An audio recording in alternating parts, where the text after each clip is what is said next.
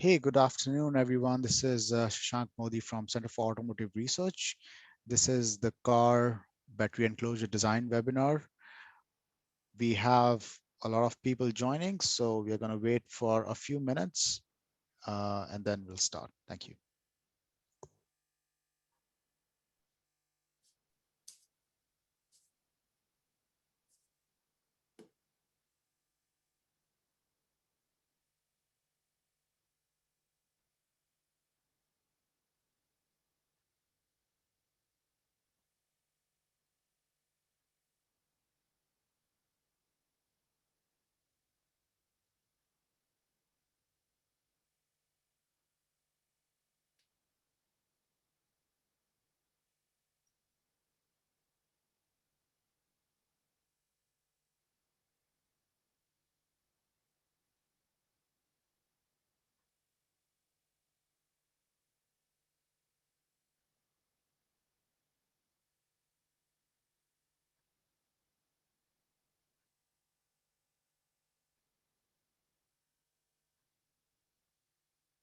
Good afternoon, everyone. This is Shashank Modi from Center for Automotive Research.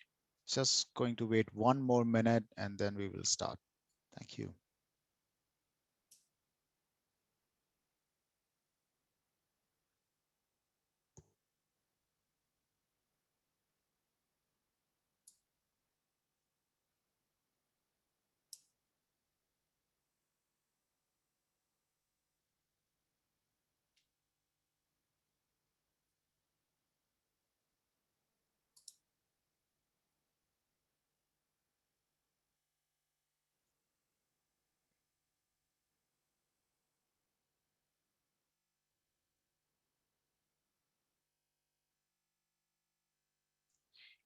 Hey, Sarah, you can see my screen, right?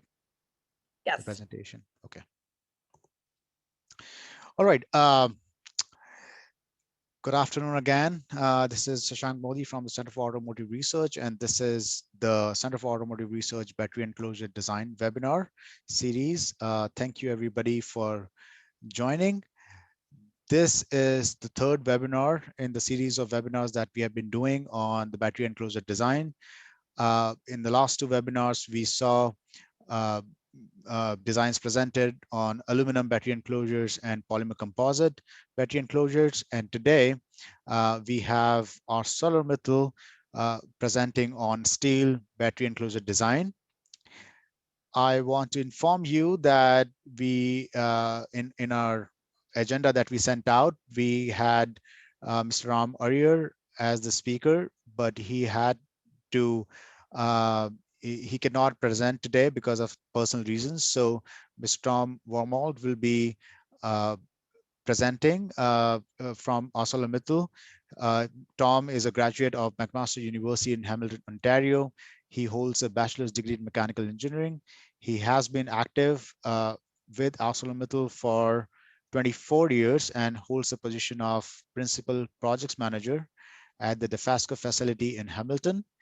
As part of the Steel Solutions Group with Global R&D, he and his group are focused on providing technical assistance for ArcelorMittal customers, including co-engineering FEA simulations and in-plant manufacturing support.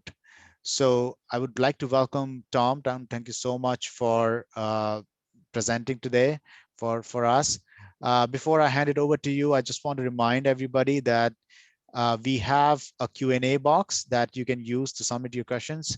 We want to keep this webinar as interactive as possible. And if you have attended the last two, you know, I'm going to ask questions throughout the entire hour. So feel free to send your questions on every slide, and Tom would, you know, take a pause every few slides, and we will do a Q&A. Okay, so with that, I will stop sharing and hand it over to Tom. Tom, all yours. Perfect.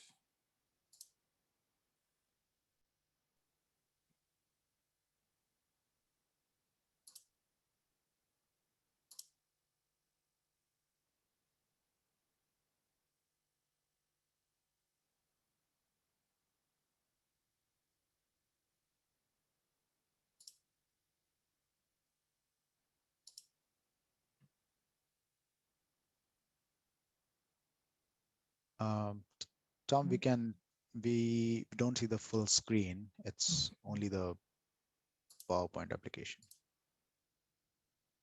Let me try this again.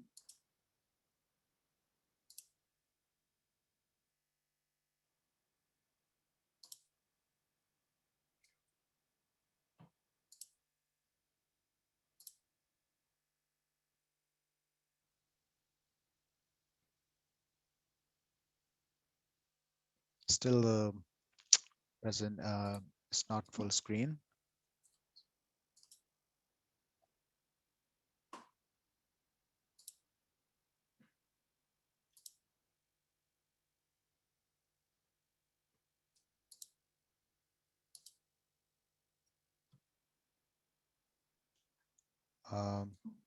Maybe Tom, can you just close the top bar and we should be good. It's big enough. Just close that.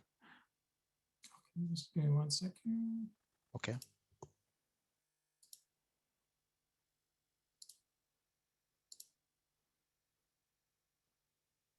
Yeah, perfect.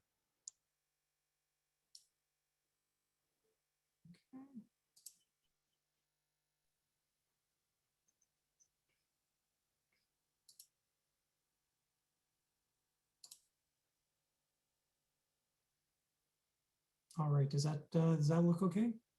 Yeah, looks great. Okay, perfect.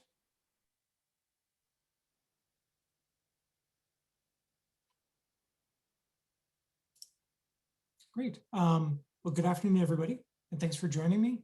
I'm going to be pinch hitting for Ram Iyer today. My name is Tom Wormald, and I work in Steel Solutions, a group within Global R&D Department at ArcelorMittal.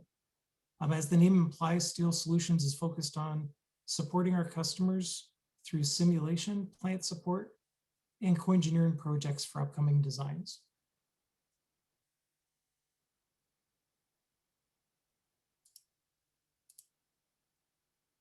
I'll start today's agenda with a brief introduction to ArcelorMittal and then move right into our projects on steel-intensive battery enclosures.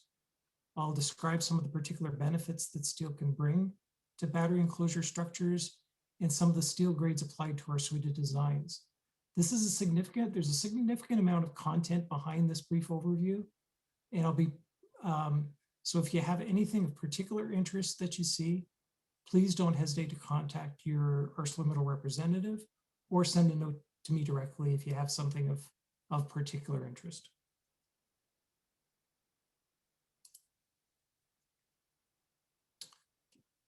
So if you're not familiar with ArcelorMittal, ArcelorMittal is the world's leading steel and mining company with 191,000 employees in more than 60 countries. Hey, Tom, we just have a comment from the audience. If you can please speak a little louder. It's sure. just quiet. We have automotive flat-rolled steel facilities in North America that include Dofasco in Hamilton, Ontario, and the ArcelorMittal Nippon Steel Calvert facility in Alabama. For now, we'll focus just on the R&D group.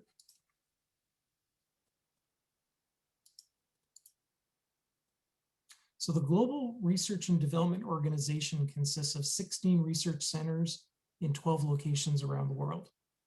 Many of these R&D centers are adjacent to production facilities, as is the case for my home base of Dofasco in Hamilton. Introducing engineering solutions to our customers, many involving new and emerging steel grades, is an exercise where we attempt to bridge that gap between the production facility and the actual use of our steel grades with our customers. We're also structured such that we have resident and on-site engineers that are available at select OEMs to provide customized support to their design and manufacturing groups.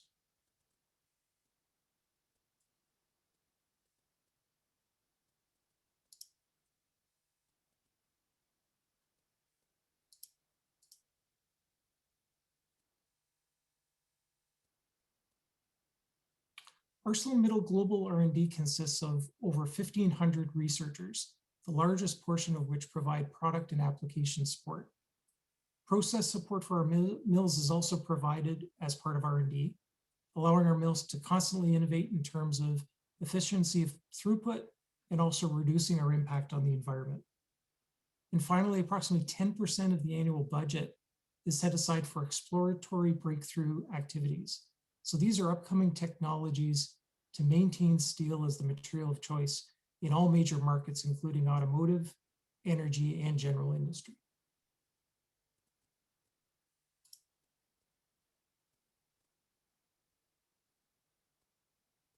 ArcelorMittal provides a suite of generic steel solutions under a banner we call S in Motion. The S standing for steel, weight savings, sustainability, safety, service. Solutions that have been developed for body and weight, closures, and chassis applications over a wide range of vehicle segments, including C segment, SUV, and pickup trucks. The focus of the individual projects includes meeting or exceeding established safety and structural requirements in a mass-efficient manner, and all this while maintaining a cost-neutral position. Recently, with special requirements for both the hybrid and BEV markets, this has opened up a whole new branch of our S in Motion activities.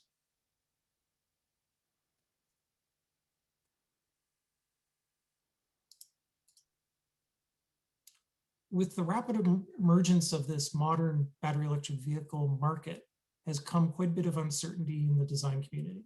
Performance expectations such as mass and durability vary significantly from vehicle to vehicle. And as we're only at the beginning of the regulatory journey for these vehicles, it's become quite a mix of strategies in the market.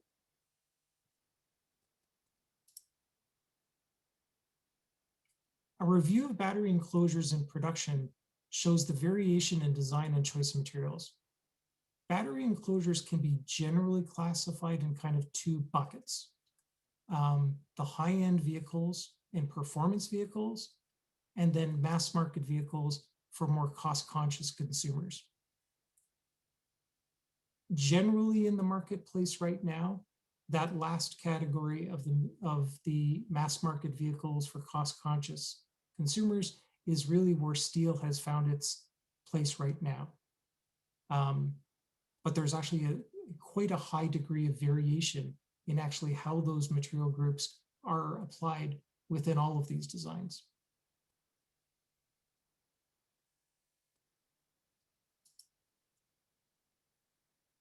Putting battery enclosure mass in the proper context is really important. And the volume of batteries does act as a scaling factor for the comparison of any set of solutions. When we plot the mass of each benchmark battery box assembly against the energy capacity of the design, we actually show a strong relationship between the two, irrespective of the material strategy used in their construction. So in this graph that you're seeing on the screen right now, this is a plot of all the different material strategies, simply with the battery weight, battery assembly weight, and the energy plotted. Small deviations from the trend line to the right indicate that there's some mass efficiency at a very, very high level. Obviously, this does not speak to the performance characteristics of the individual box designs, but also on this plot, you'll see two of the S in Motion variants, the battery pack for a C segment and for an SUV. So you can see that within this S in Motion suite of projects, we've really endeavored to either meet or better the general trend in the industry for that trade-off between battery weight or battery box assembly weight and the energy that is targeted for that individual design.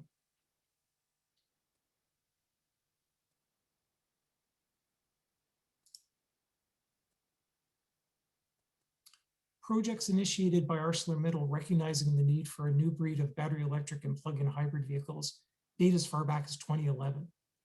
Although we will be showing only some of the standalone battery enclosures in the following slides, the S in Motion projects have also integrated these packs into full vehicles in a mass and cost-efficient way.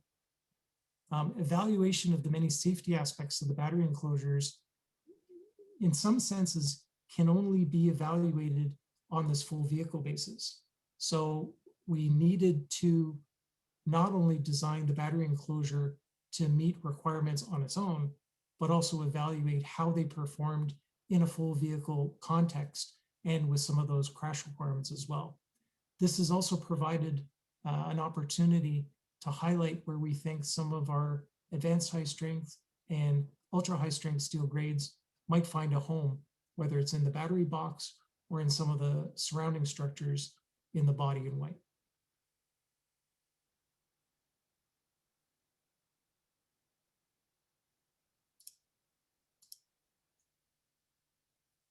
Some of the battery enclosure designs that we'll be touching on today include variations of those implemented in full vehicle S-in-motion studies, as well as a standalone S-in-motion C-segment design that you see on the far left.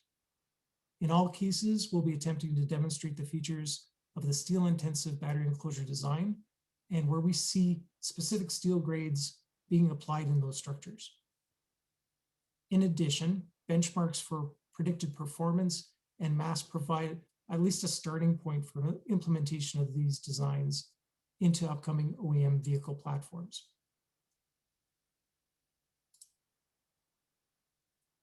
So as I mentioned, the standalone C-segment vehicle battery enclosure was sort of the starting point for some of the S-in-motion work in this area. It's a battery box that obviously could be scaled to whatever the OEM requires and really does serve as sort of a starting point of where ArcelorMittal sees the design and material applications might be for a structure like this. Also, as I mentioned, the mid-size SUV battery pack has the advantage of being integrated into a full vehicle structure. So it actually allows us to see how that interaction between the battery enclosure and the body in white takes place. And then finally, some variants of these designs include a stamped battery pack, also sized for a mid-size SUV, but showing some of the advantages of that particular design approach over what I call sort of a sandwich structure that was the basis for our original mid-size SUV battery pack structure.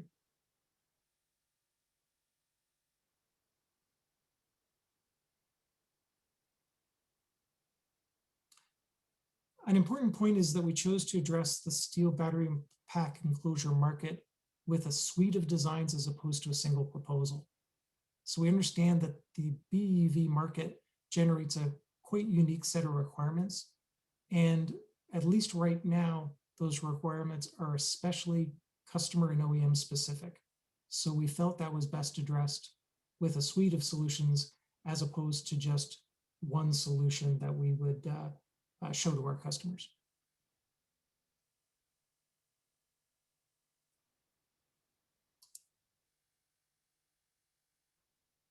The basic concept for the ArcelorMittal battery pack includes 6 main design functions, beginning with the 1 or 2 piece top cover, the upper crossmember assembly, structural frame, an integrated cladded cooling system, and a lower shield and crossmembers. Some of the categories used to classify solutions include the particular vehicle architecture as shown on the left here. So whether it's an SUV, C segment, or other size of vehicle. Secondly, the water tightness management strategy, whether we go with a sandwich-like structure with sealing on the top and bottom, or a tray structure that reduces the amount of sealing to really the upper surface. Structural performance is also a key part of understanding what each battery box enclosure structure brings to the table. In this example, we've shown 2 different tests for the bottom shield structure in the battery pack. What's interesting about this is that if the use of one condition over another, it really comes down to a difference in the applied force and the size of the indenter to replicate intrusion in the bottom of the battery pack. Just having one criteria over another makes a difference of 8 kilograms in the total battery box enclosure structure. So what I'm really getting at is that the choice of performance requirements is an integral and a really important understanding when you're comparing any type of battery structure one to the other. Then finally, about the material strategy. One of the things we did early on is divide the requirements for parts within the battery enclosure structure into kind of two categories. Where they had direct requirement to prevent intrusion into the battery enclosure, that was put into a category or had a shopping list applied to it that included our highest strength grades. So whether that is our dual phase 1180, our Gen 3 40 form 1180, or Martensite grades, those were the initial shopping lists that were applied to those key components. We also recognized where there were components in the structure that maybe had different requirements. So whether they were cost sensitive or had forming requirements, those would fall into a second category of grade choice to deal with those specific requirements. So really that was our starting point from a material strategy standpoint, is to divide the requirements of the total battery enclosure into those two categories.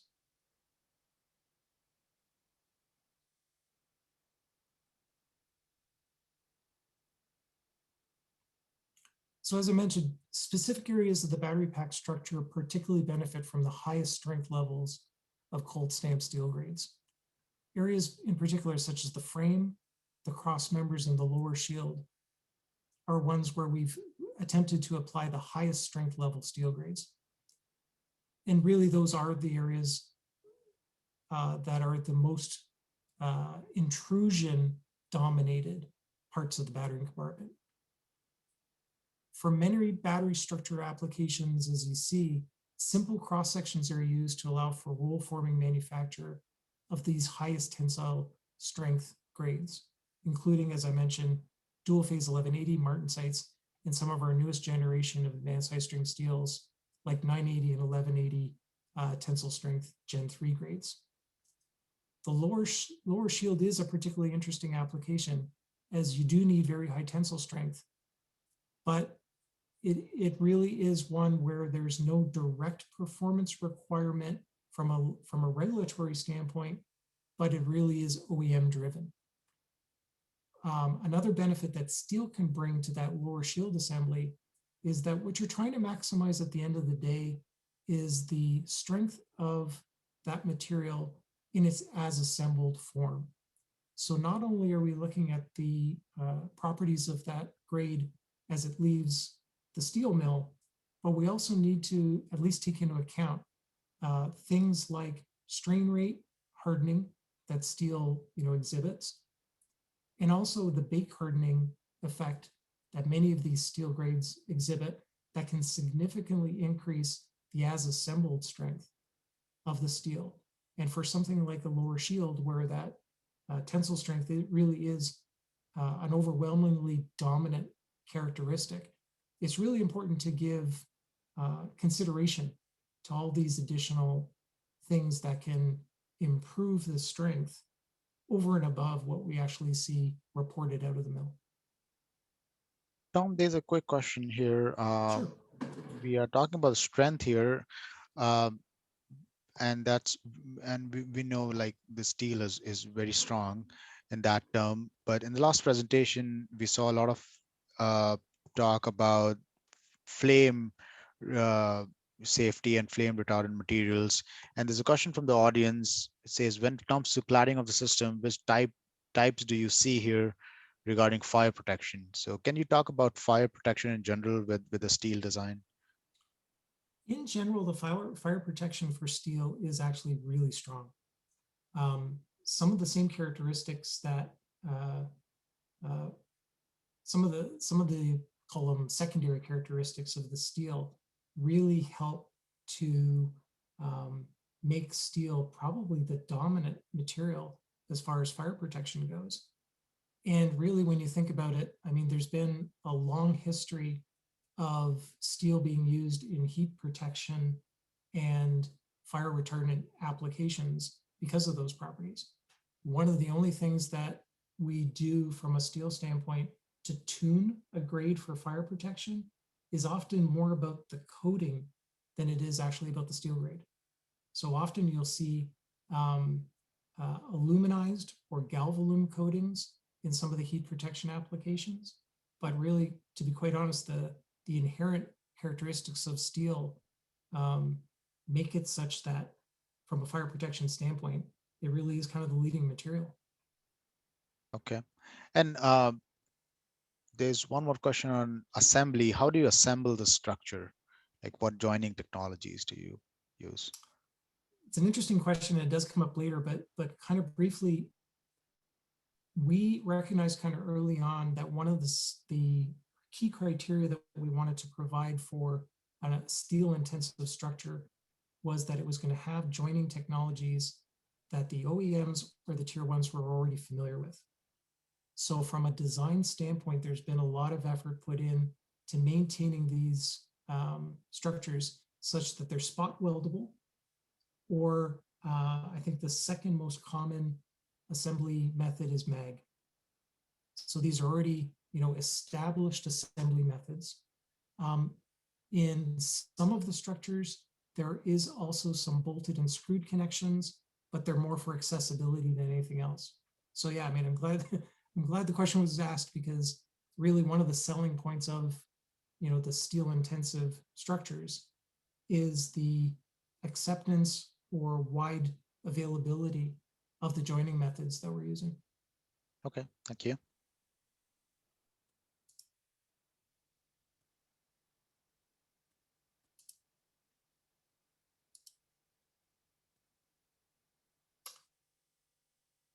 So when we look at the numbers, although the structure of the battery box accounts for less than a quarter of the total mass, the use of advanced high-strength steels allow for even that smaller amount of the battery structure mass to be optimized.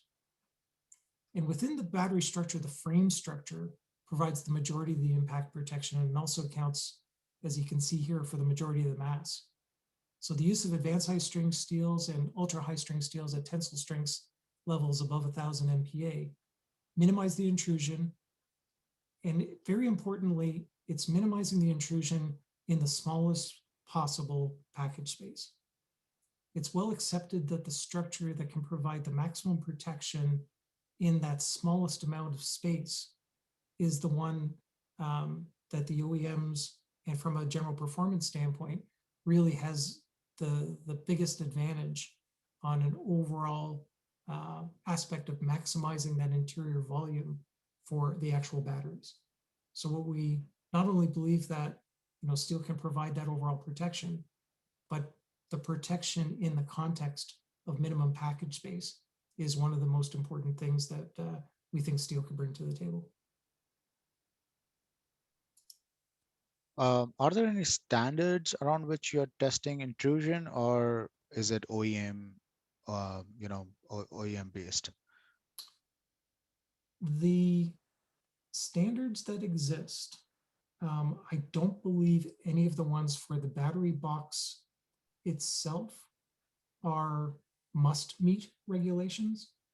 And the ones that are referenced, at least in S in Motion, are largely European, Chinese, or SAE regulations. That being said, there is FMVSS 305, I believe, which is the requirement that nothing intrudes into the battery box and no electrical systems protrude into the passenger compartment. That overlaid on top of the normal crash requirements for the vehicle is really how the regulations have been adjusted for BEV vehicles.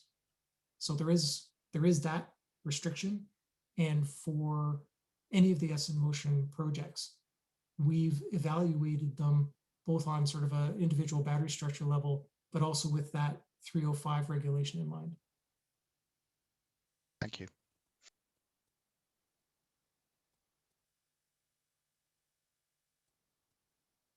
That kind of segues actually nicely into the next slide, which is understanding that the integration of the body in white structure of the battery box structure into the body in white is something that you need to do with sort of a view to keeping that balance. So as shown in the figure, the ideal situation would be that both structures work together. So particularly for challenging impact requirements, such as the pole impact in the side structure, really we need to understand how much of that burden is going to be put on the battery pack structure and how much of it is going to be for a side impact into the side cell. Even in a situation where the majority of that requirement is put into the side cell structure, the battery pack still provides that wall or backing structure upon which the side cell crushes. So it's really important, obviously, to keep a maximum amount of strength and durability and intelligent design around the battery pack so that it can work as an integral way with the rest of the body and weight structure. On that, Tom, we got a lot of questions last time, and in fact, in the last both the webinars, that do you see battery enclosure becoming a structural part of the structure and a load carrying member, in the future? I think it's kind of understood that if the battery structure can be integrated more closely into the body and weight structure as a whole, that there's going to be mass benefits. I think what operates a little bit against that is really the overall platform strategy of the OEM.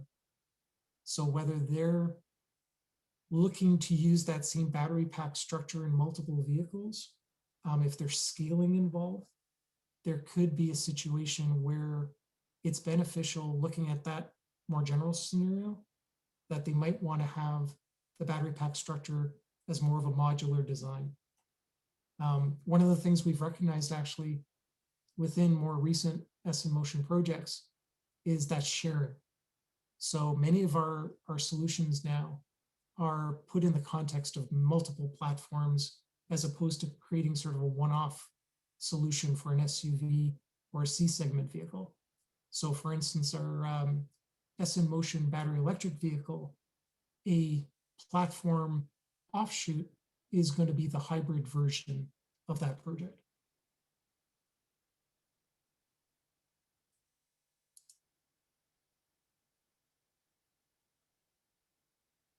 So I just wanted to show a couple of slides quickly about sort of some of the alternative designs that the S in Motion family of solutions has looked at.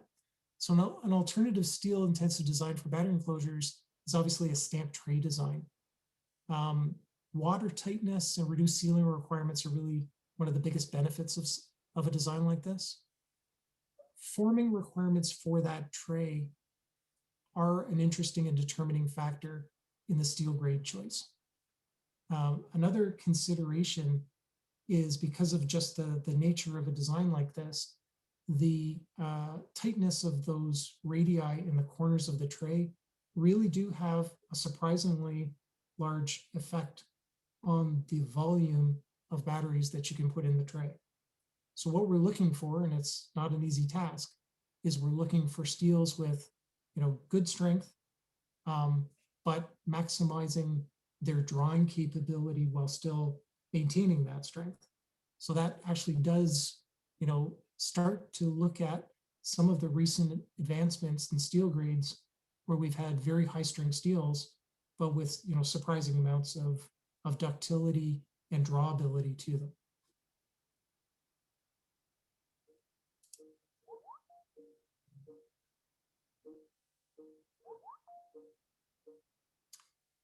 In the stamped tray design, the frame and cross members sit inside the tray, and they use the wall of the trays to complete a closed section.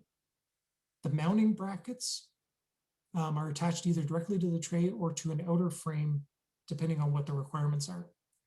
Now, understanding that the contribution of each element of the battery tray structure kind of leads you to what steel grade is appropriate, the mass breakdown for a steel tray design is a little bit different than that sandwich structure. And you do see a small shift towards more formable grades, where the sandwich structure, because of its simplicity and sort of box-like nature, actually does allow you to leverage some higher strength grades, particularly using roll forming technology.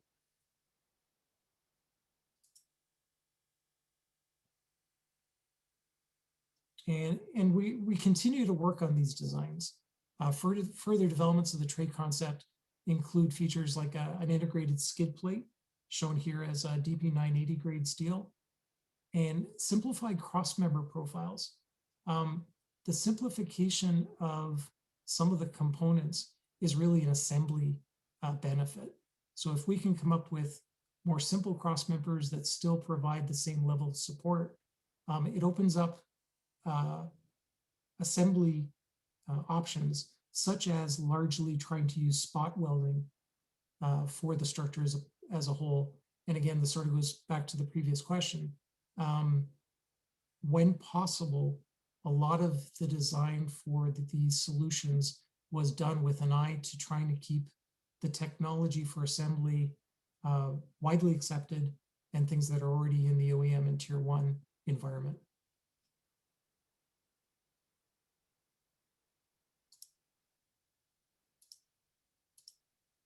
Another bit of an alternative design is some of the work that ArcelorMittal has done on battery trays for pickup truck vehicles. Substitution of the battery pack structure into this type of framed vehicle started off with really taking the battery pack and using it to substitute for some of the mid-cross members in the frame structure. Now, part of the challenge is, as frame structures have become more integral to some of the crash requirements, that affected how the structure for the battery pack had to interact with the frame. So it could not be assumed that the frame was going to take or protect the battery pack in entirety, similar to an SUV or a D-class vehicle. We had to make sure that the frame, if it did start to impinge into the battery pack, there was sufficient structure there to stop it. Another finding that we came upon quite quickly with this integration exercise was understanding that although the battery pack integrated into the frame structure improved torsional stiffness by quite a bit, it did have a little bit of a bad effect on the bending stiffness. And there's some mitigation strategies underway to try to regain that bending stiffness back to the original numbers. And that decrease in bending stiffness is primarily due to the additional mass that the battery pack structure adds to the frame structure.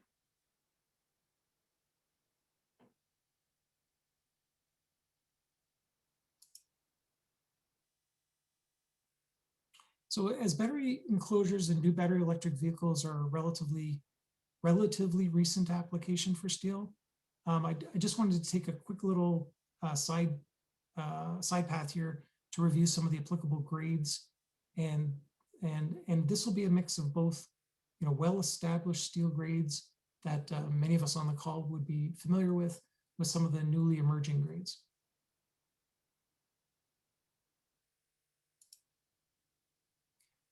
So in general, the battery enclosure structures are relatively simple but with very, very high intrusion requirements.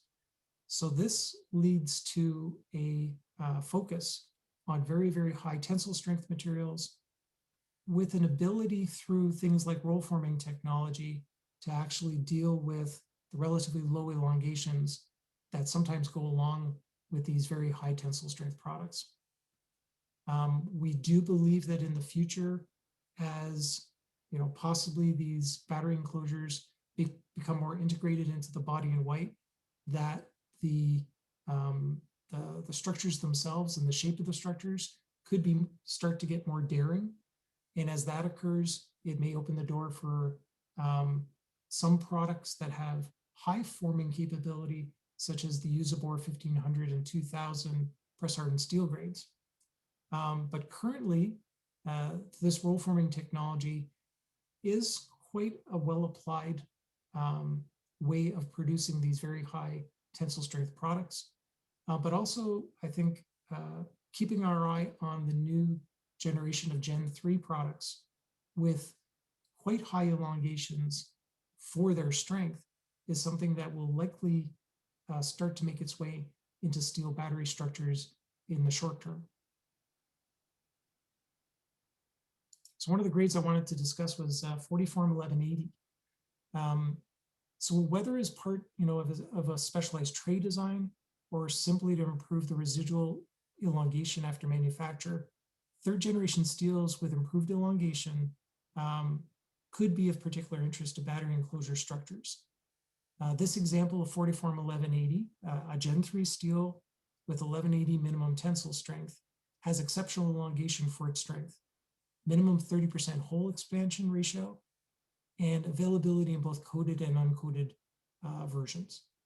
The formability offered by this additional elongation and ductility, coupled again with that strain rate effect that is a characteristic of steel, and a sizable bake hard kick, makes this a real versatile grade offering and something that could be certainly considered for any steel intensive battery enclosure project.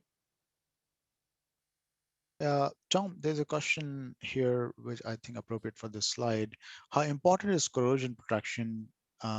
Steel might corrode, and I think you mentioned coating here, so maybe you can talk about that.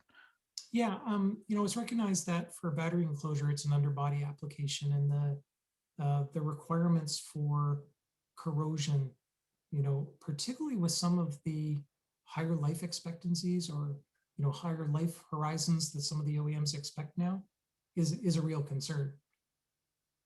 We are applying grades within our battery box proposals that have coated versions, certainly, whether it's galvanized, electrogalv, or galvanneal.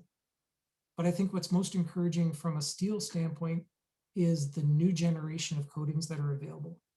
So within ArcelorMittal, we have a coating called Zagnellis, which is a zinc aluminum magnesium coating particularly suited for high corrosion areas. So the beneficial part of this is that steel is obviously no stranger to underbody applications, but with a combination of the coatings we're already familiar with, the ability to increase the coating weight of those coatings, and some of these new coating variants that are coming online, we really do think that the corrosion aspect of battery enclosures is pretty well covered by both what steel has to offer now and what we'll have to offer in the near future. Okay, thank you. Just one more question on this. It's not related to this slide, but general. Are you using steel for the battery cooling plate? Steel has a bad thermal conductivity against aluminum. Is it already existing in mass production? So basically the question is that, for the cooling plate, do you suggest using steel or aluminum, because aluminum has a better thermal conductivity? We have done studies to show that steel is a viable option for the cooling plate. Where it gets complicated, I think, for any of the cooling strategies for the OEMs is that there's just so many of them. And depending on the specifics of the cooling strategy for the OEM, certainly whether it goes to steel or aluminum, I think the answer really is dependent on what the OEM strategy is. The only thing we've been able to do, I think, from an ArcelorMittal standpoint, is prove that under the right conditions, steel is certainly competitive with aluminum, but depending on whether you're got more of a passive cooling strategy versus something that some of the newer vehicles are considering, and even some of the new immersive technologies that are coming online for battery packs, We definitely think steel should be considered, but yeah, it's recognized for certain cooling strategies. There's some aspects of steel that may not make it the most efficient choice, certainly. Maybe one Sure. question more that I see perfect for this slide. You showed a lot of new grades coming up from steel. So the question is that as we move towards more advanced steels like press hardened and Gen 3 now, how much of the cost advantage of steel is negated?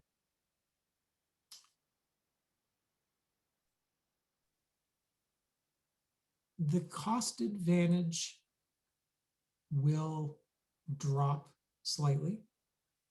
It will be mitigated to some degree with some of the advantages of those grades. So the fact that you have a more formable grade, whether it's press hardened or Gen 3, which would allow you to put more shape into that given part, does in some cases allow you to go to a lower thickness, which mitigates that that cost factor.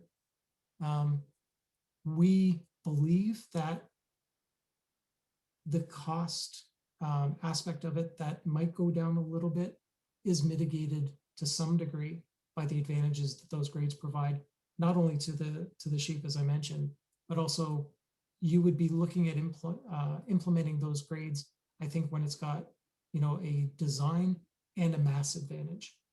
So if you quantify that mass advantage, I think you're talking in most cases either equivalent or better situation with some of the newer grades.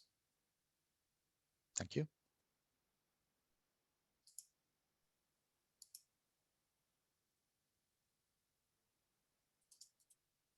Battery pack validations are an interesting topic, as we kind of touched on.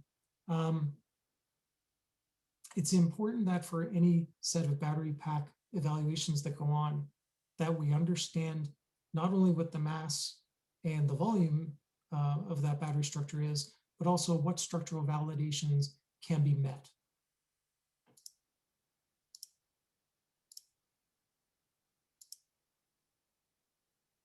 So truly, when developing the S in Motion series of solutions, a fairly exhaustive set of virtual testing was simulated. For both local and global performance, there was a set of existing standards used. Again, this is sort of almost a search of all the global standards that might be able to be applied to these structures. And it did include things like the European ECE or 100, international standards like SAE J2464, and some Chinese standards. Quite selfishly, we believe that the more rigorous those requirements are, the better steel looks in being able to meet them. So we believed or wanted to apply quite rigorous requirements to the steel battery pack itself. It also allows you, by putting these kind of requirements on the battery pack, allows you to do a round of steel grade and thickness optimization to exactly, to try to identify where there might be weak points in the design. So going through this rigorous evaluation really just makes the overall battery structure more efficient.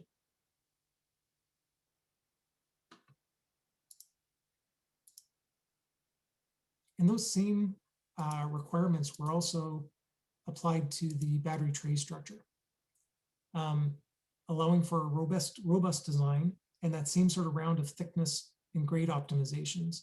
Local weaknesses in a structure in particular can be identified as we put these battery pack specific requirements onto the structure. So it is a really good exercise to go through. Secondly, as we do that sort of grade and thickness optimization at a battery pack level, understanding that as we do the integration of the battery packs into the full vehicle, that allows for even a second order or second activity of optimizing the grade and thickness selections in the context of the full vehicle. So it's kind of a two-step process for making the absolute best use and choosing the best balance of grade and thickness for these applications.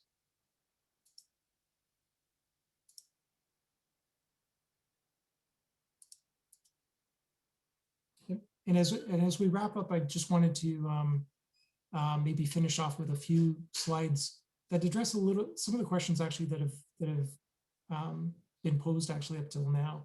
So not only do we have the structural validation of the battery pack structure itself, but there's also things that apply due diligence, we can call them, that happen for all of our S in motion projects, one of which is just the manufacturing assessment. So the manufacturing assessment occurs in sort of a three-stage process. Expert validation is performed on all the components, really to weed out and classify the different parts as to whether we believe there will be no manufacturing issues versus ones that we might want to elevate to a numerical validation. Those numerical validations can take the form of an autoform type stamping type of validation. For some of the higher advanced high strength steel grades, sometimes it's a springback validation that needs to occur to understand whether that's a manageable aspect of the part. And then finally, for some of the roll forming applications, we use software such as Copra roll form to understand whether that particular section, not only if it's viable, but also whether it would fit into existing roll form setups from the amount of stages that would be required. And then finally, if there's parts that we can't get a good handle on, or we believe that the simulation doesn't represent properly, in-house or prototypes are sometimes created for those parts just to get a better understanding. And the same goes really for welding. So expert validations applied to some of the weld combinations in any given S in motion project are done, identifying what strategy for analysis needs to occur for some of the weld stackups. Two tools that we use are SORPAS for understanding the weldability and SOSWA for the mechanical strength. In specific cases, we've done laboratory trials, and this is done particularly when we're dealing with emerging grades or grades that are kind of new to the market, or configurations that we don't have a good experience with. We'll actually go to a laboratory trial stage.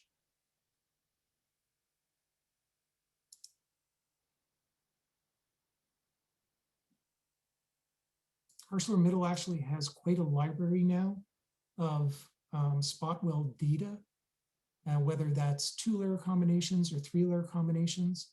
And this characterization takes the form of the welding range, the robustness, and the strength parameters for some of these combinations for cross tensile strength or tensile shear strength. Though that kind of data is necessary for a lot of newer models, so that we can provide those values back to our customers, whether it's tier 1 or OEM, so that they can improve the representation of those welds in their models and understand if there's any spot weld or areas of a structure that might be at risk of having some joining failures.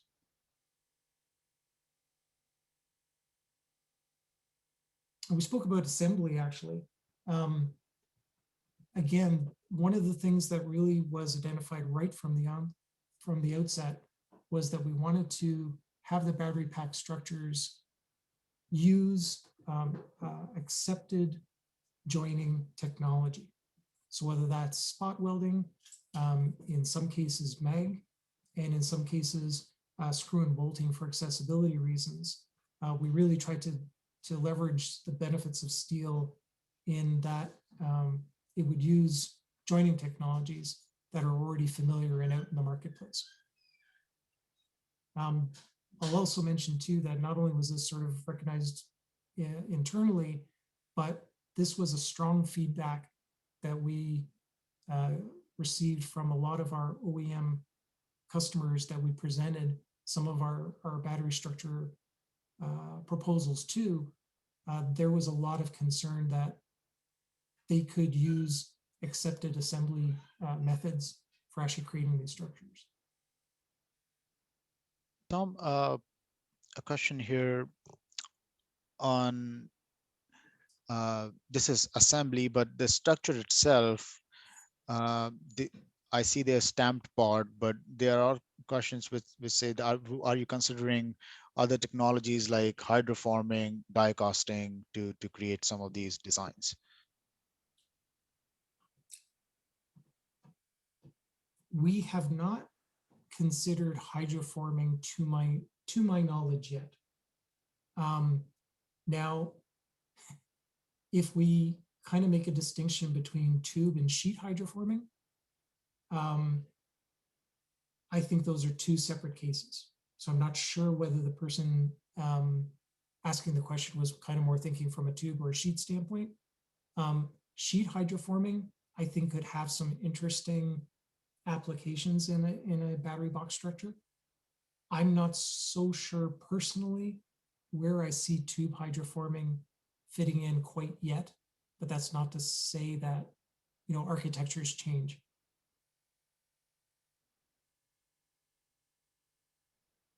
Okay. One question on the simulations. Are you doing formability studies for the battery tray and Gen 3 steels in presses in your R&D centers or directly at OEM R&D centers? So where are you doing the studies for Gen 3 steels? Both. So we do a lot of Gen 3 simulations internally in ArcelorMittal, but we also support our customers doing those evaluations themselves as well. We understand that particularly for newer steels, very few of our customers have that background information that is necessary. So whether it's material cards or if it's help in evaluating the results, both of those things are something that ArcelorMittal provides. And we do understand that, you know, for newer steels, we're trying to establish that comfort feeling in how they perform. So one of the things we also try to do is that together with the simulation support, we try to show some validation information as well, so that there is some confidence that whether we're predicting, you know, press loads or predicting failure of a given situation, that we can trust the results we see in the simulation. Yeah, so we got 4 minutes on the clock. Let's finish some of the important slides you have, and then maybe I can have one or two more questions. I will actually go through to, actually there's two quick ones, and then I'll wrap her up. First thing I wanted to mention is that, yes, as part of the S in Motion evaluations, we do cost studies. They're quite extensive. They're based on assumptions, as any are, but we believe from a steel standpoint that the cost evaluations we've done so far are showing about a 1/3 cost advantage for a steel assembly, a battery pack assembly over a competitive material. As was mentioned before, yes, the advantage really is in the raw material cost, and we do take a little bit of a hit or a mitigation on the assembly and e-coating, but in the studies that we've performed with the assumptions we've made, the material savings more than compensates for that. I also wanted to mention really quickly that from a life cycle assessment standpoint, we have looked at you know, the battery boxes and the footprint that's involved. There's several advantages of steel from an LCA standpoint, and in all the scenarios that we've looked at, either they have been equivalent or better than competitive materials. So we do truly believe that not only from an LCA, but because of the mature recycling resources that are particularly in North America, that steel has an advantage from an environmental standpoint as well. And I will go ahead to the conclusions. Actually, quickly, if anybody has any questions that I wasn't able to cover today, please don't hesitate to visit the ArcelorMittal automotive website, automotive.arcelormittal.com. There's a lot of resources there, and would definitely be a good starting point for any designs that might be considered. Also, Tom, send you all the questions so that if you can, please do some written responses, and we will send it to everybody. And yeah, I'll let you finish, and I have one last question for you. Sure. And real quickly, you know, just in summary, We truly believe that steel provides a mass competitive battery box enclosure structure. And some of those particular benefits we believe we bring to the table include maximum volume for the battery modules, the lowest environmental impact, established joining and manufacturing technologies, superior crash and fire protection, and last but not least, certainly, providing all that at the lowest cost. So thanks very much. I'm sorry I had to rush through the last few, but that's typical for a lot of these presentations. But thanks very much for your attention this afternoon. Thank you. So we can finish with one last question, which is repeated 2 or 3 times from the audience. What would you view be on the 2 or 3 pros and cons of steel versus aluminum battery enclosure designs? I think in the current marketplace, cost is probably the biggest advantage. I would say second to that is probably the availability or the volume that we can provide in the battery pack interior, while still being able to maintain the maximum amount of protection. And I think that assumption for how much protection is required is only going to go up. Where do I see things that we maybe have a little bit more competition? I'm going to say certainly on the thermal side. So depending on what strategy the OEMs are using for their thermal management, that's something where I think steel has the most competition for sure. All right. Thank you so much, Tom, for the great presentation and for your time today. And thank you, everybody, for attending this webinar series. This was our last webinar in this series, and we will publish a short feature story summarizing the 3 webinars that we have done. The recordings of these webinars will be available on our website, so feel free to share them and you can view them later. And the questions that we were not able to get to today, we will send out written responses to everybody who attended today. So thank you so much and have a great day. Thank you, everybody.